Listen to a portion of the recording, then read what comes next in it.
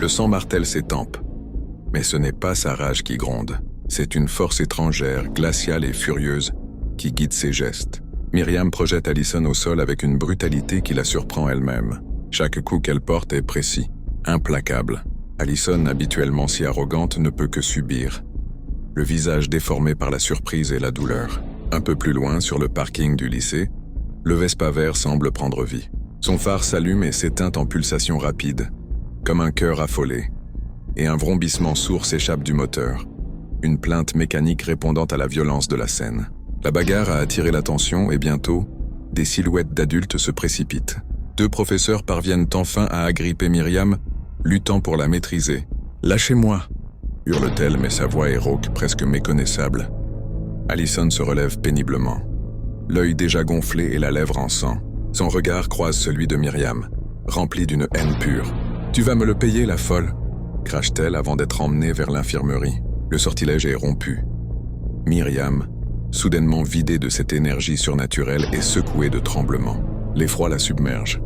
Cette violence n'était pas la sienne. Sans un mot pour les professeurs qui l'interrogent, elle se dégage et court, s'enfuit le plus loin possible du lycée, avec une seule idée en tête, comprendre. Comprendre ses voix dans sa tête, et percer le secret de ce maudit scooter. Sa quête l'amène aux archives poussiéreuses de la bibliothèque municipale.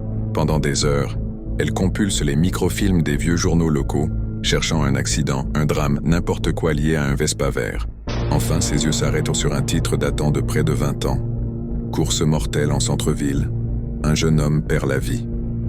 La photo est granuleuse, mais le scooter accidenté est sans équivoque le sien. L'article raconte l'histoire de Léo, un rebelle de 18 ans, tué net lors d'une course illégale alors qu'il tentait une manœuvre dangereuse pour dépasser son rival.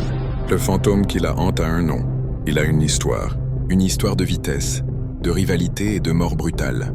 Un frisson glacial parcourt son échine, non pas à cause du récit mais d'une certitude intérieure. Au même instant, à des kilomètres de là, dans l'obscurité de son garage, le phare du Vespa s'allume violemment, baignant les murs d'une lumière verdâtre. Une silhouette translucide et vacillante se matérialise au-dessus de la selle. Dans la tête de Myriam, une voix claire, masculine et chargée de rancœur résonne. « Ma course n'est pas terminée, et maintenant tu vas la finir pour moi. » Myriam sent son propre esprit reculer, submergée par une volonté implacable. Est-elle en train d'être possédée? La réponse se trouve dans la partie 4.